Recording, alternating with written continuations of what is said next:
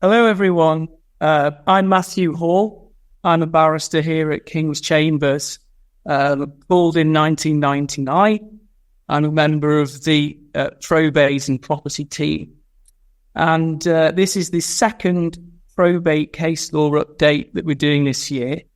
The first one was done by Faye, and in fact, you can watch that as well on our website. So there's the address for that. For quarter two, the following cases I'll be going through: Rahman and Hassan. It's a case about deathbed gifts. Dryden and Young, case about ambiguous charitable gifts. Leonard and Leonard is a follow-on from a case which Faye covered, which was a capacity challenge. And I'm just going to deal with the issues on costs on that. Quite interesting points there. Langley and Quinn is actually a county court decision. It's not actually of any great importance in itself, but it is interesting in highlighting what is quite a current topic of predatory marriage. So anyway, let's get stuck in then. First case, Rahman and Hussein. This is a decision which came out on the 30th of May. It's a decision of His Honour Judge Matthews. And as I said, it's about deathbed gifts, or donatio mortis causa. What is it that we're dealing with here? Well, one of the very old cases, in fact, the earliest English law case, which was referred to by His Honour Judge Matthews, a case called Hedges and Hedges, sums it up quite nicely, I thought. Where a man lies in extremity, or being surprised with sickness, and not having an opportunity of making his will, but lest he should die before he could make it, he gives with his own hands his goods to his friends about him. This, if he dies, shall operate as a legacy. But if he recovers, then does the property thereof revert to him. So that's the gist of it, really. It's a deathbed gift exception to the rule in Section 9 of the Wills Act 1837. Now, just a word about the judge in this case, His Honour Judge Matthews. Quite a lot of alerters are showing updates, are showing decisions by this judge. He's the Section 9 judge sitting in Bristol, and before he became a judge, he was an academic, and he still maintains a very lively academic interest. A lot of his judgments contain very interesting and enlightening discussions of the law, and the Rahman case is no exception. In fact, if you read the judgment, it's quite an astonishing piece of scholarship, really. I'll come on to that in a moment. But, His Honour Judge Matthews has very, very wide academic interests. He edits and writes a number of works, including Hill and Redman on landlord and tenant, and Underhill and Hayton on trusts. So just coming to the facts of this case, the claimant was Mr. Rahman. In about 2011, he befriended an older couple, Mr. and Mrs. Al-Mahmood. Eventually, he moved in with them, with his young family. Mr. and Mrs. Al-Mahmood both died in October 2020. Mrs. Al-Mahmood died first on the 6th, and Mr. Al-Mahmood died about a fortnight later, 23rd. As was found by the learned judge, by the time they died, both of them viewed Mr. Rahman and his wife as the children they never had. Now, after Mrs. Al-Mahmood's death, Mr. Al-Mahmood declined. He ate and drank less, he didn't take his medication, and he eventually contracted bronchopneumonia. The relevant chain of events starts really on the 15th of October 2020. Mr. Al-Mahmood gave instructions for a will to be written, leaving his estate to Mr. Rahman. And he did that with a professional will writer. And after the professional will writer had left, he asked Mr. Rahman to bring bags of documents down from his office. And he went through those with him. He spent about 40 minutes going through that bag of documents with him. Now, in that bag were all of the important things to do with his accounts, of which he had many. There was a land registration certificate for his house in Mitcham. There were leases of investment flats in Sutton, as well as office copy entries for those. And for the accounts, there were passbooks and cards and so on. Now, when he was asked why he was doing this, Mr. Al-Mahmoud said, well, you're going to get everything when you die. And matters were left there. But after about 5 days, Mr. Al-Mahmoud still hadn't heard back from the will writer with his will. He became agitated and he called Mr. Rahman again and went through the bags with him again. Now, by now, His Honour Judge Matthews found that Mr. Al-Mahmoud was actively contemplating his death. He opened the bags, he took out the documents, and he gave, first of all, he gave Mr. Rahman all the login details and the account devices and passwords for his bank accounts. Regarding his house, he handed over to him the land registration certificate. And for the flats in Sutton, which he had, he gave him the leases and he also gave him a office copy entry. And at one point, he said, whatever you see of mine is all for you, and you know nothing, for all we all belong to God. He actually died not long after that, in the small hours of the following morning. But before he did, he'd sent a text message to one of his associates, another person, not Mr. Rahman, saying, Siam, pray for me. Masood, that's Mr. Rahman, is my son. He is the absolute owner of all my assets. This is my final word. Interestingly, this text message was picked up by the Times newspaper in respect of the story, and it ran under the headline, deceased man changes his will and leaves £3 million by text. Well, actually, that's not quite right, as we'll see. Now, the defendants in the case, Mr. Rahman being the claimant, the defendants were family members of Mrs. Al-Mahmoud, and needless to say, in the light of the fact that they would have benefited under the couple's earlier wills, took a dim view of Mr. Rahman. And in fact, one of them went so far in her evidence to say that he was implicated in some way in their deaths, in Mr. Al-Mahmoud's death, by withholding treatment from him. I think we'll all be fairly familiar with that sort of allegation being made when passions are aroused in this sort of case. Okay, so let's just look at what the judgment does. It comprises a complete survey of the law of donatio mortis causa. It is an extremely useful resource if you ever have one of these cases, not least because it in itself goes through different types of property. As I said earlier, it is quite an astonishing feat of scholarship. His Honour Judge Matthews traces the origins of the doctrine right through from Roman law. He quotes articles from the Yale Law Journal and everything. Whether all that was necessary to the decision is questionable, but it is certainly very interesting. It's a very useful resource.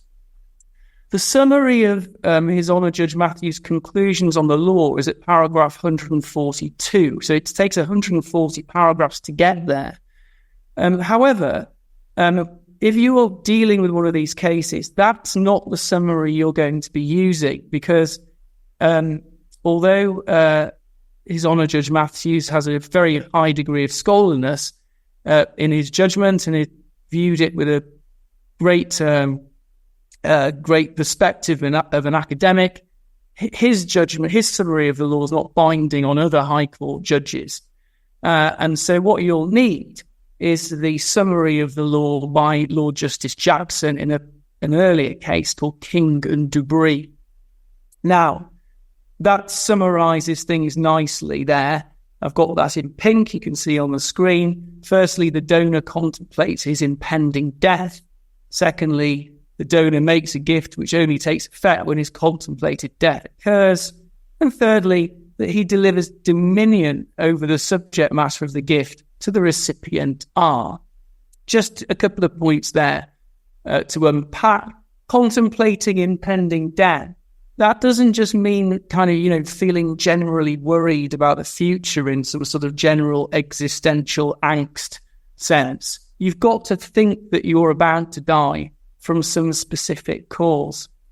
And then looking at number 3, 1 and 2 are actually quite straightforward once you know what it is that you've got to prove. But number 3 is a bit more tricky.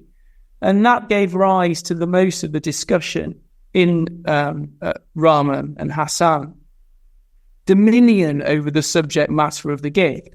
And if I just zip back to the historical quote, whilst you can see that in 1708, it may well have been possible for people to hand over with their own hands, even on their sickbed, their goods and worldly possessions.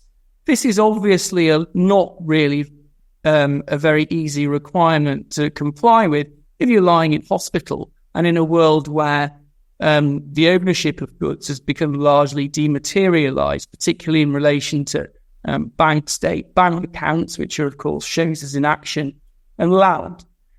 So what do we mean by dominion? Again, you've got to look at what Lord Justice Jackson said in King and Dubree rather than what His Honour Judge Matthews said. His Honour Judge Matthews does actually disagree with Lord Justice Jackson a bit, and apparently doesn't really take a very high view of his judgment. If you read what His Honour Judge Matthews said about the Lord Justice Jackson's analysis in King and Dubree, but it's Lord Justice Jackson that you'll need to go to.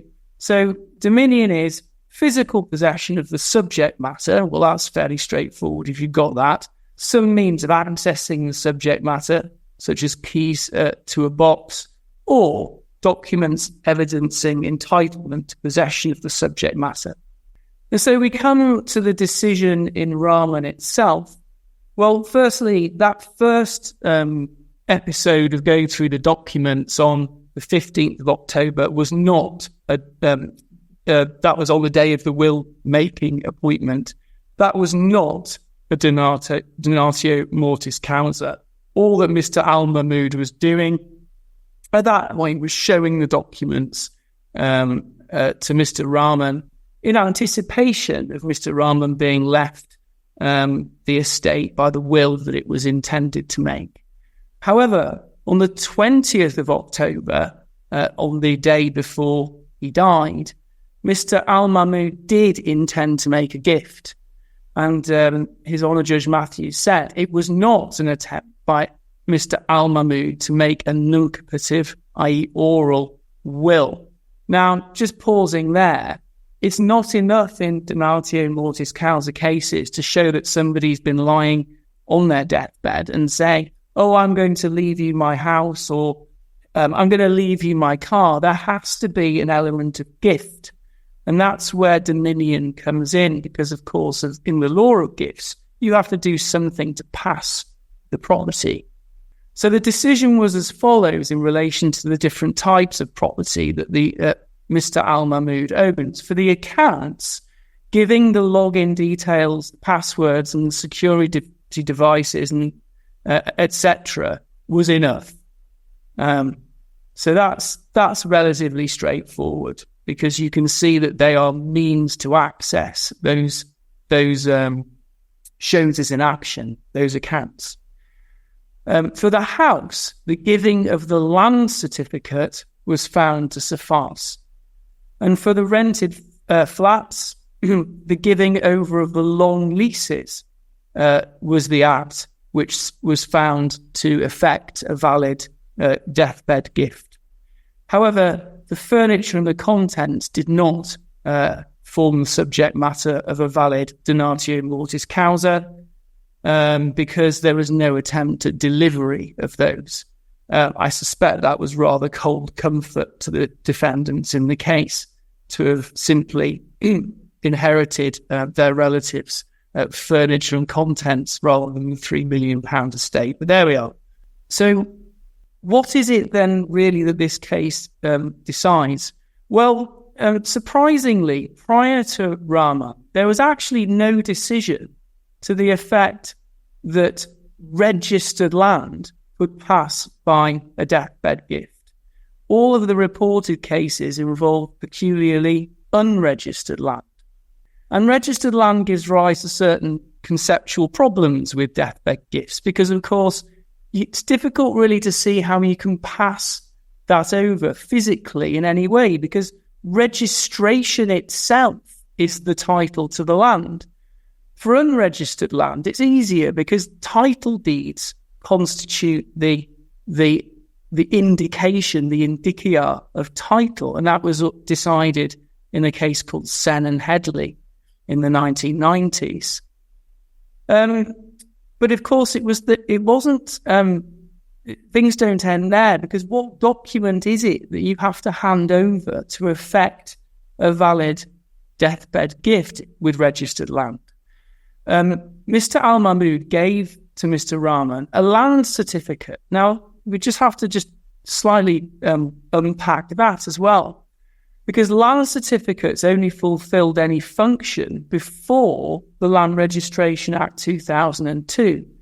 Under the 1925 legislation, they had to be lodged on registration of dispositions. But after 2003, no, they didn't. And no new land certificates have been issued since then. What the registrar does on registration is simply send out an office copy entries, but not a land certificate. And so it's unlikely that if you have one of these cases involving registered land, that it's going to involve a land certificate. As time goes on, they're going to be less frequently encountered. So where does that leave things? What about office copies? Well, the reasoning was this.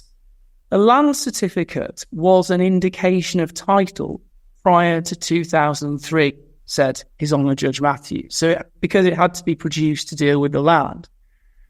And it would be ridiculous to think that the land certificate ceased to be an indicator of title when the 2002 Act was passed.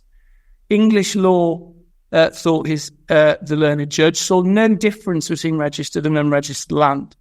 So a donatio mortis causa is possible of land generally.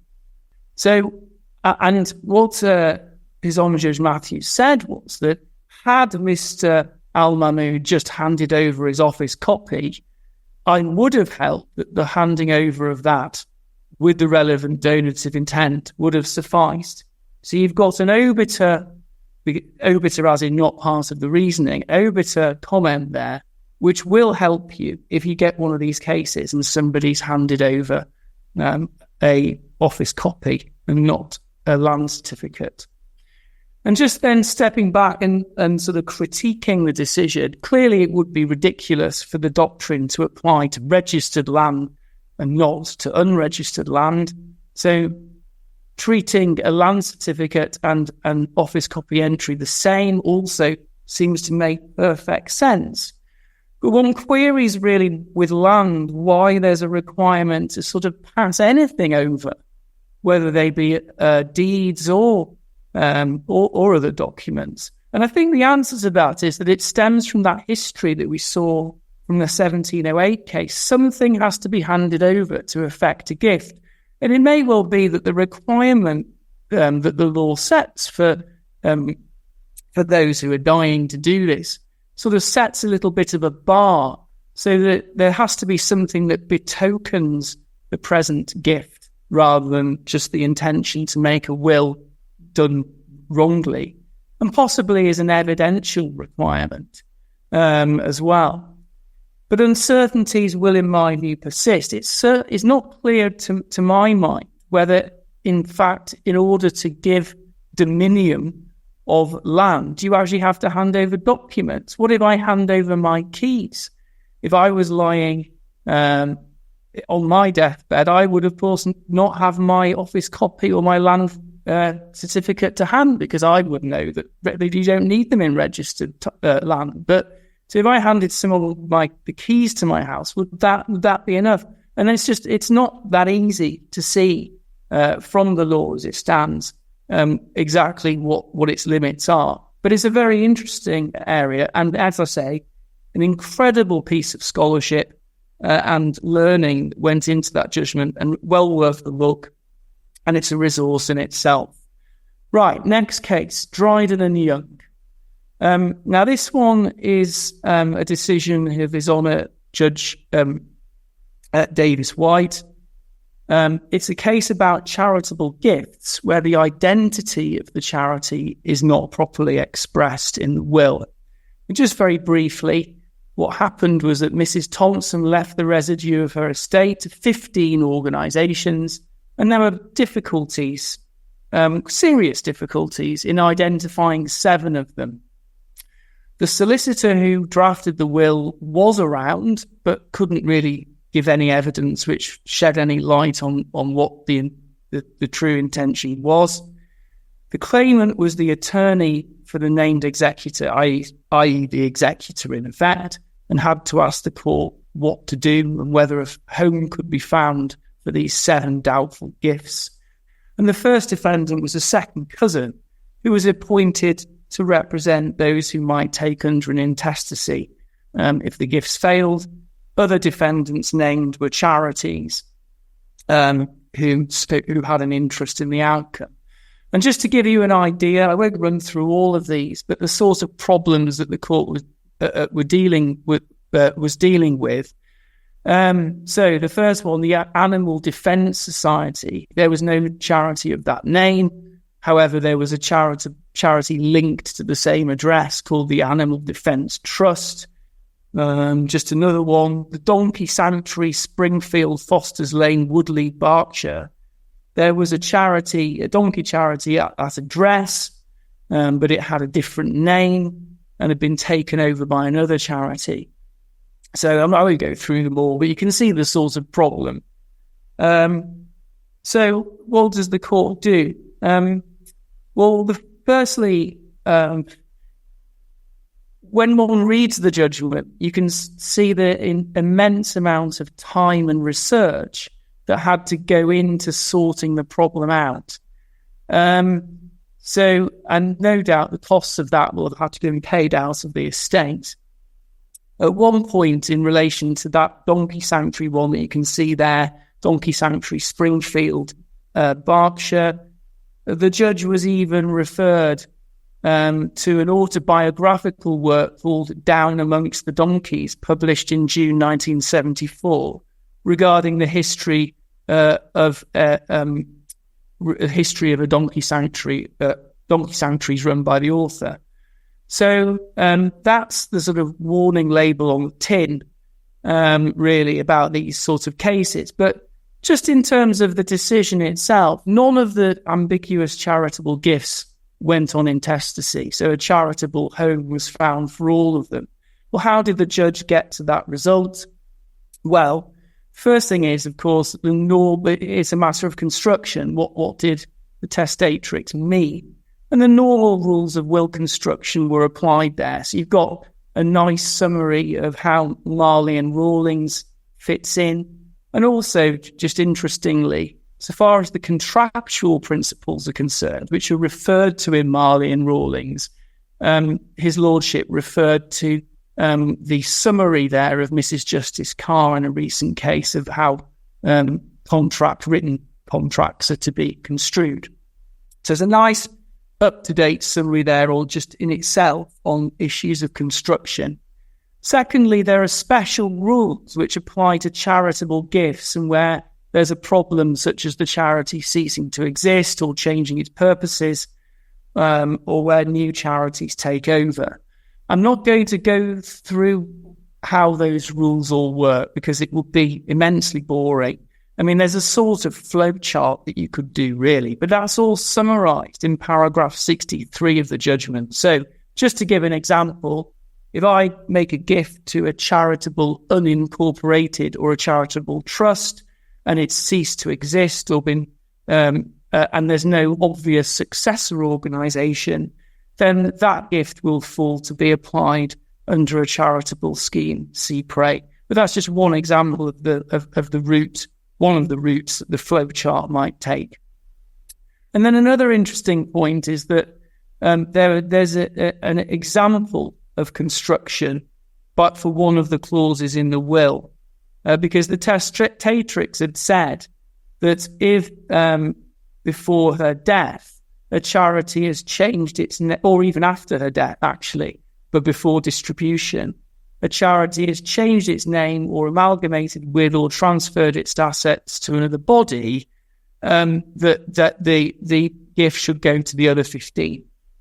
Now, that actually was found not to apply to any of the 7 doubtful gifts. The reason being that all of the problems, the changes of name and changes of identity, had happened before the making of the will. And on a normal principles of construction, in particular the armchair principle, the clause was found to apply prospectively to things that were going to happen after the making of the will. But it's a good little example of how that works. The armchair principle, of course, being the rule of construction that the will speaks from the date of execution. So that's that one. Quite a useful example, quite a good summary of the law, particularly on charitable gifts. Right, next one. Now, Leonard and Leonard was covered by Faye in the Q1 update. If you look at the video of her seminar on our website, it's about 30 minutes in. But just what I picked up on is the cost decision there. It's actually quite interesting, quite useful potentially to have a look at. Just to recap, though, for those who aren't familiar with the main decision, I mean, it's mostly an example case, really. The claimants, quite a standard set of circumstances. The claimants were disappointed children who challenged their father's, Dr. Leonard's 2050 will, and they succeeded on ground. But that will, by the way, leaving his property to his second wife, Margaret, and her family. And they succeeded on the grounds of capacity, and because it was found the defendants, Margaret and her family, had failed to discharge the burden of proving knowledge and approval. So in there's a useful summary of the applicable law of testamentary capacity, limitations of expert evidence is another bit, and I'll just do one slide on in a sec, and the applicability of the golden rule. And as I say, if you want to have a look at that, there's a really good summary of it in Faye's talk, which you can look at on our website. So just the point that I wanted to pick up on myself, which is something that I've long been banging on about, is the role of experts in capacity cases. What had happened in Leonard was that both experts had written reports, and this is quite common, I find, where they sort of look at the evidence and the document, and in particular, they looked at the documents which had been provided to them with their instructions, and drawn conclusions about capacity from things like emails or conversations. The sort of example, not from this cases, but one often sees is, for example, the experts say, well, such and such says that they had a conversation with the testator about the football on such and such a day, and therefore I find that they have had the mental capacity to weigh up, who they supported in a game of football, things like that.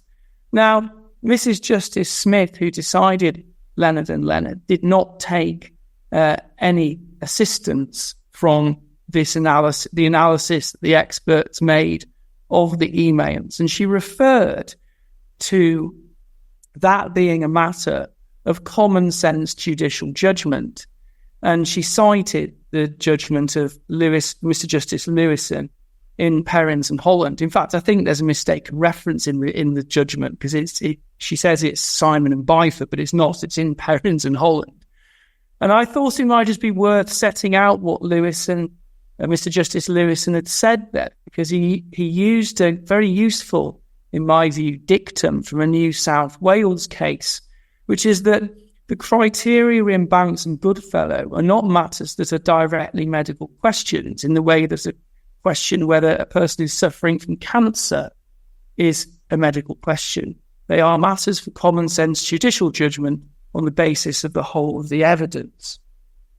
So, and then that's, as I say, in the New South Wales case. And it's a good reminder that really experts in our capacity cases ought to be concentrating on things that common sense wouldn't tell you anyway. I think in one case, I think it was Key and Key, Mr. Justice Briggs, as he then was, said things that are insights beyond the grasp of ordinary lay people, I think was the phrase he used. So the sort of things that experts should be looking at, in my view, are things like the effects of particular diseases and pathologies, the effects of drugs, looking through the medical records and referring to things that might not be obvious from there. So that's just the one point that I wanted to add to Faye's talk on. I think she's dealt with it a bit as well, from my experience. We're just coming on then to the costs. The defendants, that's second wife Margaret and her family, were the unsuccessful parties. And they had two things to say about the costs. Firstly, they relied on the well-known probate exceptions from the old case of Spears and English, which we'll come to in a minute, to argue that they shouldn't have to pay all of the claimant's costs under those exceptions. Secondly, the claimant had made a Part 36 offer, but it was one of those Part 36 offers where pretty much they were getting everything that they wanted. And of course, the defendants hadn't beaten it by the end because they lost. But the making of the Part 36 offer on the face of it meant the claimants could get certain benefits. In particular, they would get indemnity costs, enhanced interest on the payment from the date of the payment of the costs on the amounts that have been paid, and a fixed payment, which is up to 10% of the amount of the costs. And what the defendant said was that, well, we shouldn't have to be subject to those provisions because actually the offer was not a genuine attempt to settle proceedings. And that in that they're referring to one of the reasons that judges have to take into account in deciding what order to take when somebody hasn't beaten a claimant's Part 36 offer. And it's in Rule 36.75E, as you can see there. So just dealing with those then, dealing first with the probate exception. So in summary, as most of you are probably aware, there are two exceptions where the litigation is caused by a testator or a beneficiary. The court may order the successful parties' costs to be paid out of the estate. And secondly, where circumstances are such to call for an investigation, there might be no order for costs. And those, of course, were all discussed in the well-known case of Kostic and Chaplin from 2007. They originate from an earlier case, of course, called Spears and English, and cases indeed before that. So in Mrs. Justice Smith's judgment, there's a bit of analysis of these rules. She reminds us that the rationale of them is to preserve a balance between discouraging litigation, but also not allowing doubtful wills to pass easily into proof because of the costs risk of opposing. For the first exception, that's where the litigation is caused by the testator and for costs to be paid out of the estate, there has to be a stronger case than there does for the second. And Mrs. Justice Smith reminded us that the first exception does not apply merely because the testator may have inspired false hopes amongst the beneficiaries or a class of beneficiaries. And of course, and as we'll see from the arguments in this case, the exceptions don't just apply in a blanket way. Nearly always they'll be asserted to apply from a certain point or up to a certain point. And that point is normally where the party who is making the submission that they shouldn't have to pay all the costs had ample opportunity forming an opinion on the merits. So let's just look at what the defendants tried to argue? Well, they said that the first exception, so that's costs paid out of the estate because of it was all caused by the testator, should apply until a mediation took place in March 2021. And then they said, after that, but until the summer of 2023, the second exception should apply. Now, why would you want to split it between the two exceptions? Well, I think the answer there is fairly obvious. The claimants have won the case and were getting the estate. So, of course, under the first exception, where the costs are being paid out of the estate, that in effect would mean that the defendants are getting their costs paid by the claimants. So, as we'll see, nice try on that one. So that's what the argument was anyway. And the summary of the things that they said was that the 2015 will was prepared by professionals who expressed no concern. There was evidence either way on capacity, lay evidence. Some things showed that Dr. Leonard, the testator, may have had capacity. In particular, there were witnesses, there were documents, and indeed the defendant's own report from Dr. Series. In summary, said the defendants, it was all very far from clear cut. So just what was the result then? Well, under the first exception, as I've indicated, nice try. Mrs. Justice Smith had no hesitation in rejecting the proposition that the first exception should apply. It was not an unusual or strong case. There was nothing, as there was in Kostic, which made a will challenge inevitable. In any event, the defendants had some opportunity to make their own assessment. And that's relevant to the second exception as well, of course. But one slight, a sad thing, really, a sad quirk of fate was that the main beneficiary, the second wife, Margaret, had herself lost capacity prior to the instigation of proceedings. But of course, she herself had been in a position to take a very clear view on what the position was, because she was intimately involved with the will preparation. And that knowledge of hers was to some extent ascribed to her family, who were fighting the case after she'd lost capacity. And there's another interesting point that's raised in relation to the first exception, but wasn't really answered, which is where the first exception applies and you're trying to argue that the cost should come out of the estate because the litigation was caused by the testator, first exception there on the screen, does that apply where the litigation is caused by the testator's agent, and in particular by somebody who didn't do a very good job of preparing the will and getting things done? Because if that was the case, there might have been an argument in Leonard that the first exception might have applied, because the will maker, Miss Wells, was severely criticised in the case, I think, for not following the golden rule. And so, anyway, that point was left open because it didn't form part of the arguments. But it's an interesting one just to take account of in due course. So what about the second exception? Did the defendants get any further with that? Well, they did a bit. They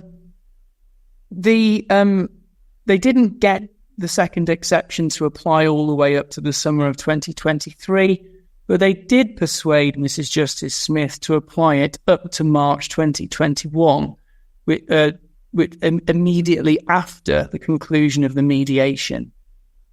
And the reason for that was that because Margaret herself had lost capacity, there needed to be a period when her family had the chance to investigate things and to take a proper view. And now March 2021 was actually quite well into the proceeding. So the full file had been available since, will file, been available since 2019. A detailed letter of claim had been written in July 2020.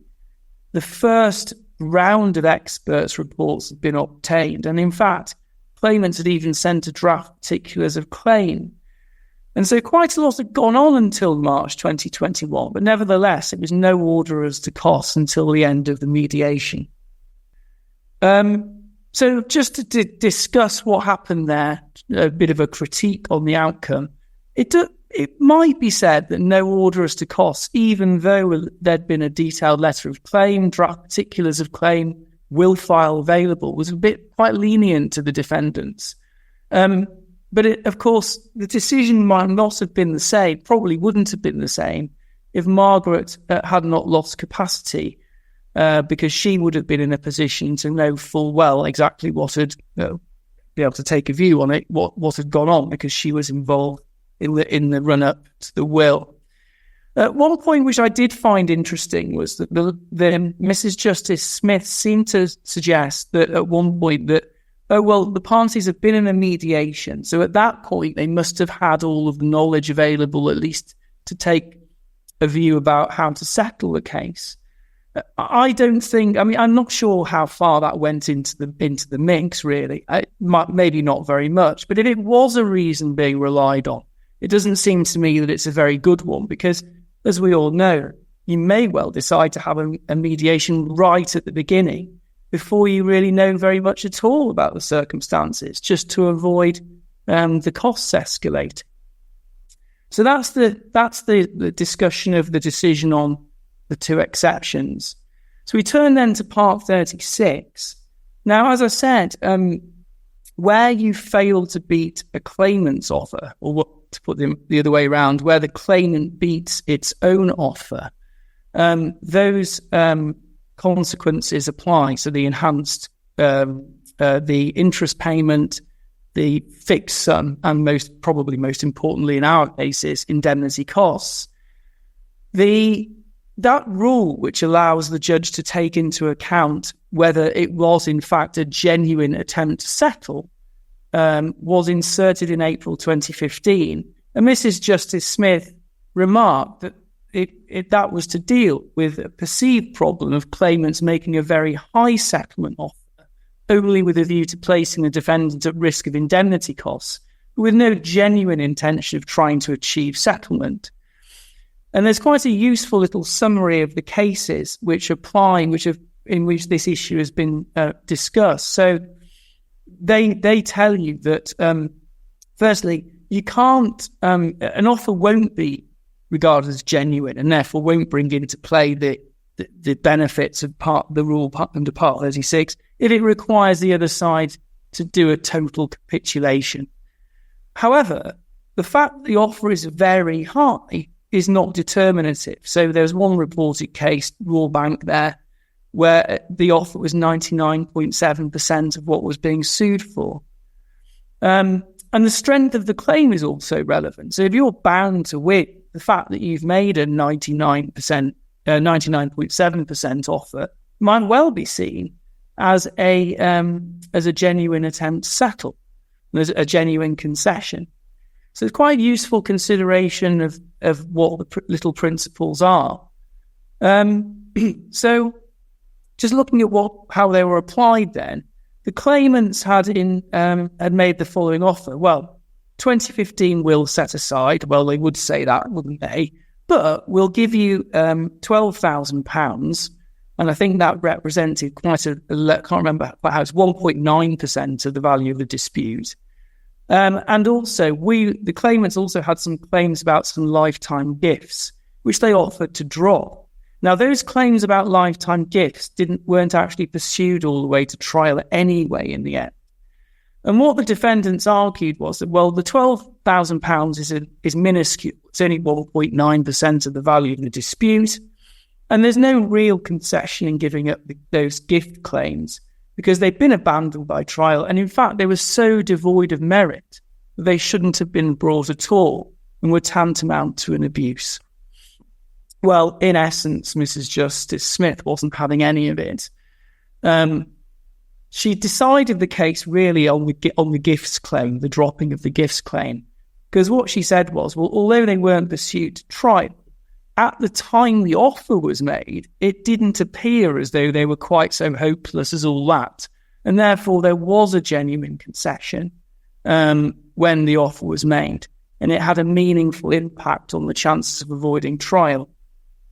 And therefore there was actually no need to consider the perhaps more interesting question of whether the £12,000 offer itself would have been a genuine concession. Now, what do we take away from this? It's actually really worthwhile if you're a claimant making an offer with a bit of a concession in it in order to take advantage potentially of the rules in Part 36. Because if at the end of the day you get indemnity costs, that could be quite a major benefit to your client. In particular, even where costs are budgeted, the indemnity costs order at the end will go beyond the budgeted amounts, because of course budgeted costs are done on the reasonable and proportionate basis, whereas indemnity costs only have to be reasonable. There's also a 10% uplift on the amount of costs for your fixed sum and the interest as well. So make one of these offers. There's no reason not to if you're a claimant. And indeed, how do we pitch it? I mean, obviously you're not going to want to make too much of a concession, but the cases do show that there doesn't have to be much of one anyway, really. It only has to be a genuine offer. So that's the takeaway from that.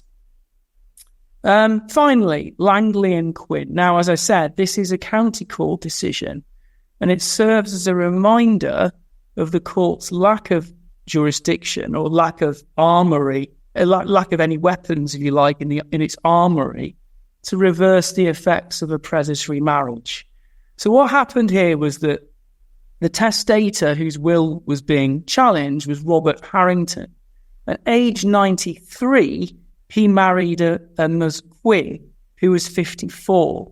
And it was alleged that her motive in marrying Mr. Harrington was to take financial advantage of his vulnerability, i.e., as it was a predatory marriage. Well, after the marriage, Mr. Harrington made his will. That was on the 24th of March 2020. And that will was successfully the subject of a claim to be set aside for lack of capacity, want of knowledge and approval, and indeed undue influence.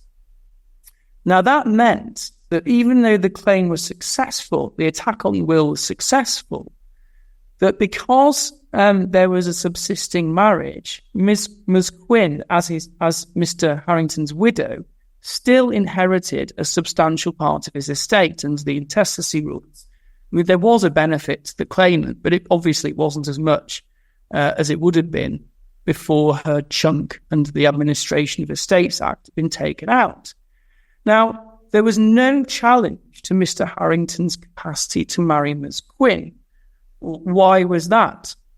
Well, certainly the barristers presenting the case are barristers who are at the forefront of this issue. So it wasn't as though they didn't know what they were doing.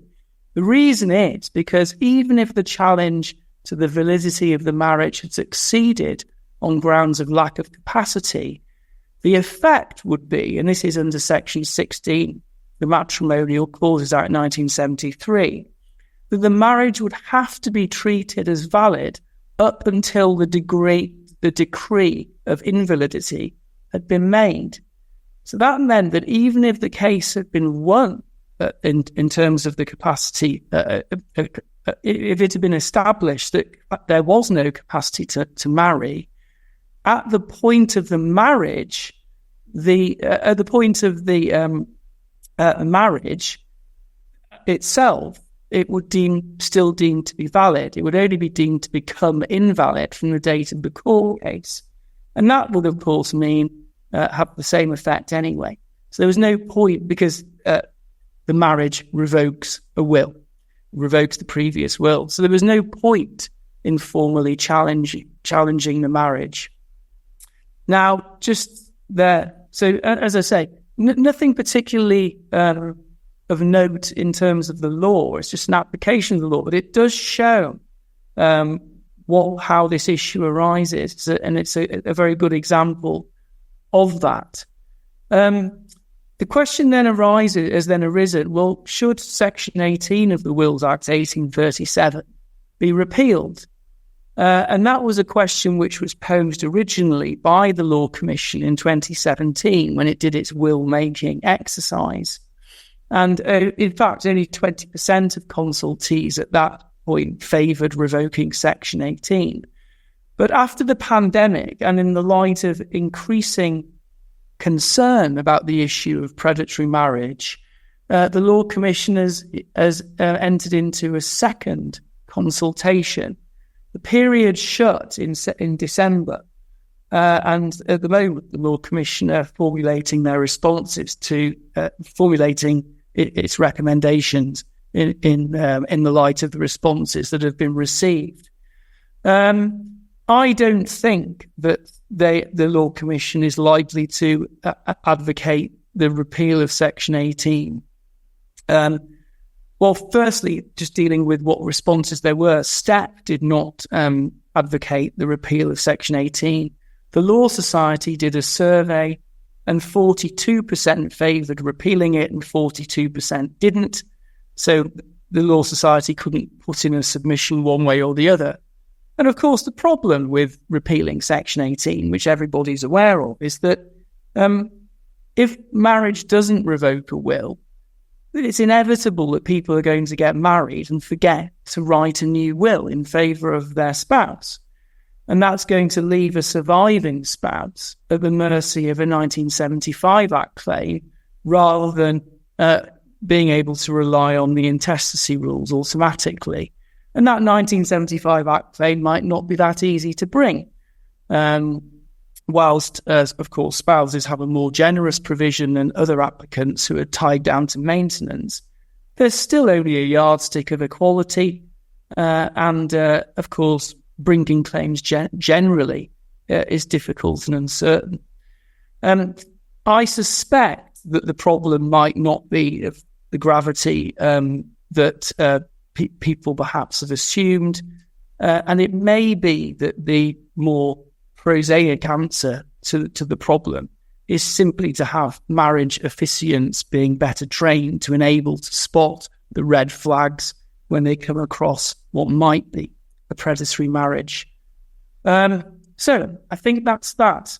Now, am I going to... does anyone want to put a question in the Q&A? I see I've got one here already, so let me just have a quick look at that. Was there also a claim for rectification of the will in Dryden Young? That's Neil. Hi, Neil.